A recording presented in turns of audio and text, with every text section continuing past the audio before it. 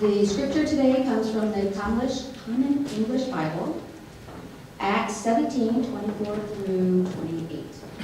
God, who made the world and everything in it, is Lord of heaven and earth. He doesn't live in temples made with human hands, nor is God served by human hands, as though he needed something, since he is the one who gives life, breath, and everything else. From one person, God created every human nation to live on the whole earth, having determined their appointed times and the boundaries of their lands. God made the nations so they would seek him, perhaps even reach out to him and find him. In fact, God isn't far away from any of us. In God we live, move, and exist. As some of the own poets said, we are his offspring. This is the word of God for the people of God. Thanks be to God.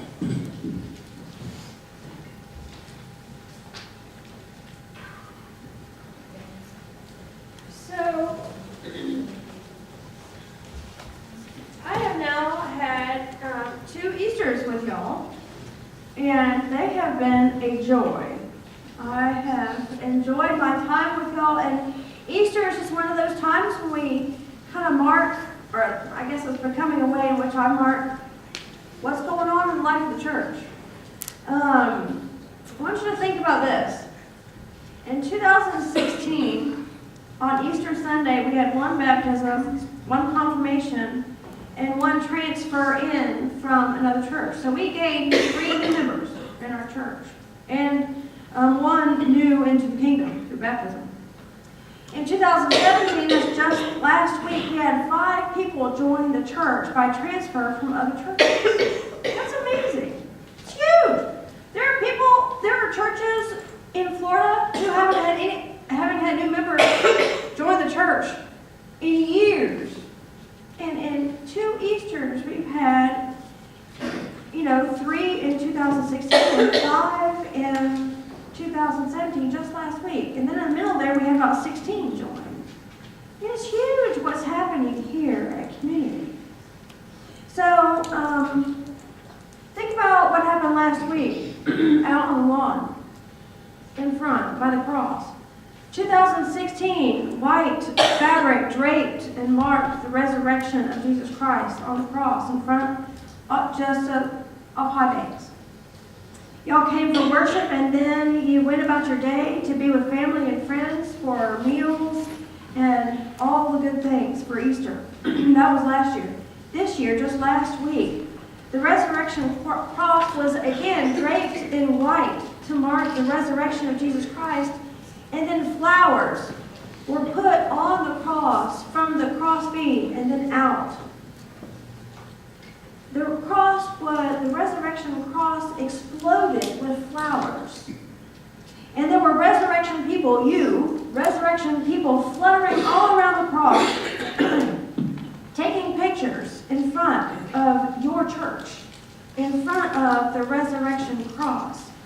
You shared those pictures online, and the good news of beautiful life in this church spread across the country, and it spread across the world. These were pictures that were shared on social media, and through a simple like on a Facebook post, people shouted hallelujah. From Indiana to Africa.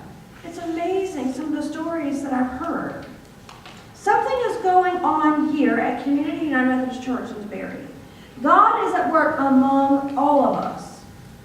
Over the next 5 weeks, I'll be preaching a sermon series on the vision and mission that has been approved by Church Council. The strategic visioning team worked together for about 9 months. And in last March, the visioning team presented their work to Church Council.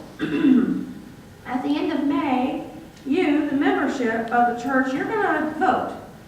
And you're going to decide as a whole church if you want to move forward to live into this vision and mission of who we are.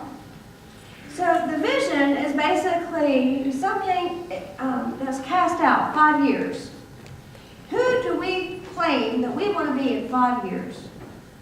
And this is what has been said. Community United Methodist Church, a vibrant family of God who lives the love of Jesus Christ with our neighbors. Now the 5-week sermon series is going to follow We Are Vibrant. So active and energetic. That's this week. Next week, family of God. What does that look like? That's going to come from Acts 10:2. And then the first week in May is going to be lives. We are a vibrant family of God who lives the love of Jesus Christ. So that's going to come from Colossians 3:14 and 15. And then Mother's Day weekend, I'm going to preach from John 15:1 through 11. And the theme is going to be with. So we are a vibrant family of God who lives the love of Jesus Christ with our neighbors. And then that last week, May 21st, is going to be neighbors. What is it? Who are our neighbors? Here we are along the I-4 corridor in DeBerry, and then also in the world. Actually, it's opposite of that. DeBerry, I-4 corridor, and then the world. Those are our neighbors. We're going to preach it from Acts 1:8. Now, that's the vision. So where we want to go? That's the goal. Now, how do we get there? That is the mission. So this is what we propose, and this is what Church Council has approved, that we want to commit to yield, cooperate, and follow Jesus by diving into the Scripture and practice being disciples. With these faithful actions, Community United Methodist Church will become a church that practices conflict resolution, compassion, and the love of Jesus. Now, some of you may be hearing all of this for the very first time, and your minds may be swirling or swimming around with adjectives and verbs and nouns, and like, what is Dora talking about? It may not have all gelled in your mind yet. Well, I want to put your mind at ease. As a church, you are already well on your way. God is at work among all of us.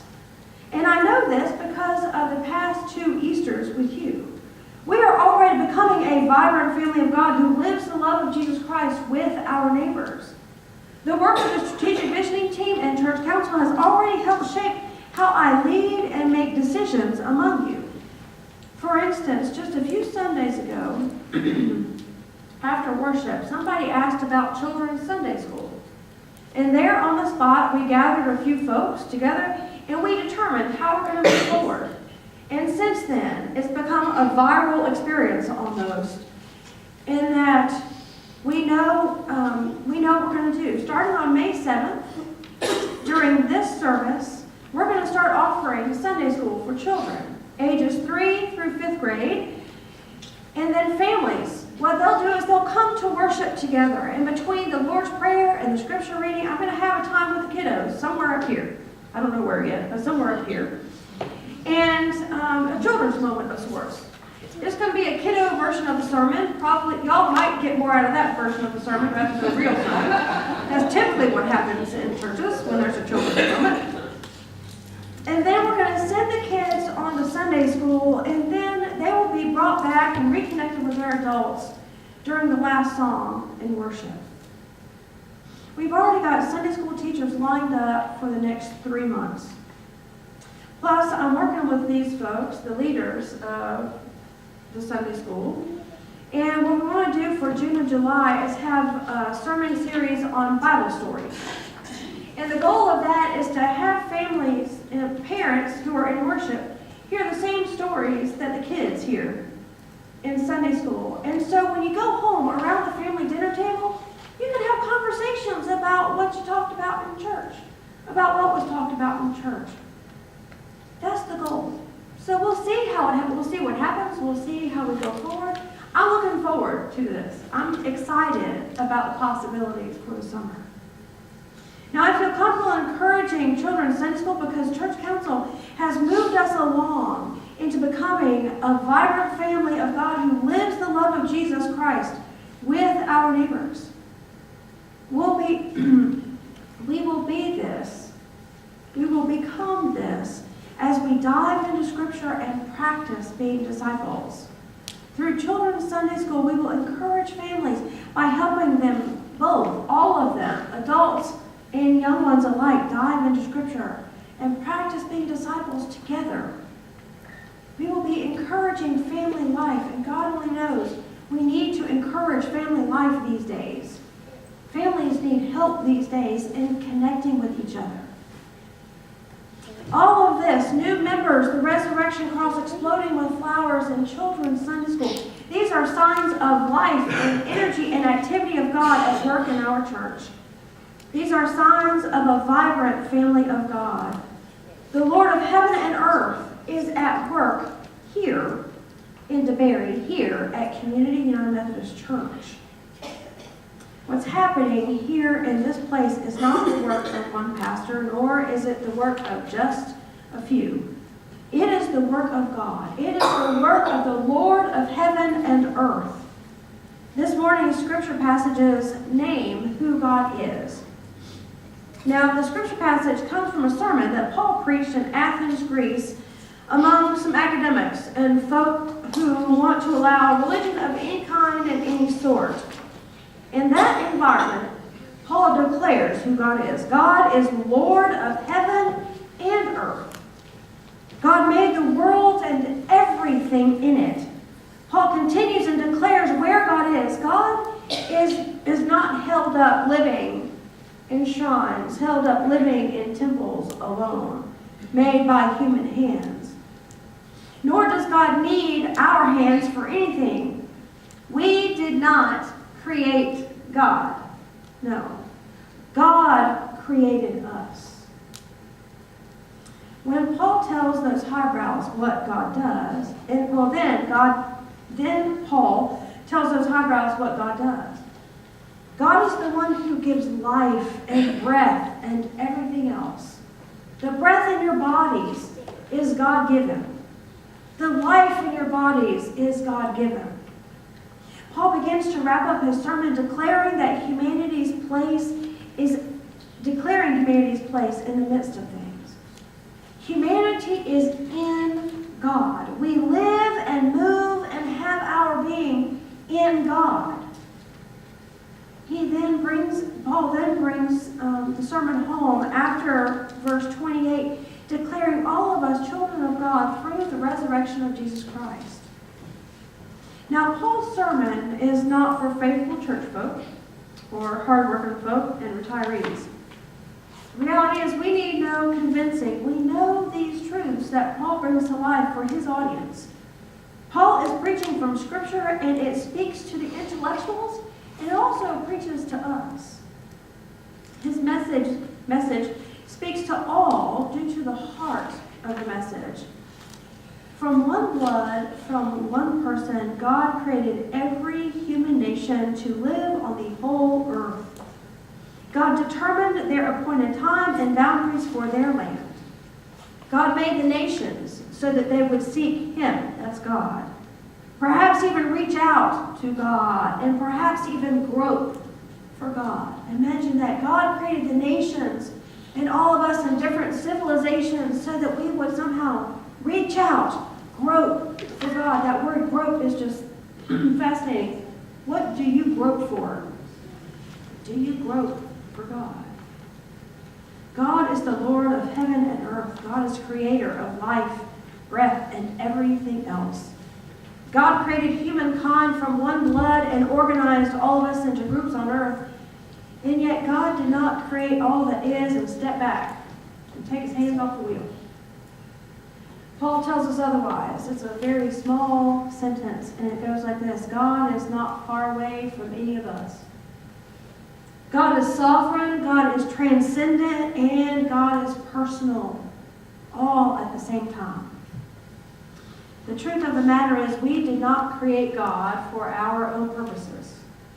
That's not the truth. The truth is that God has created life and breath and all that is.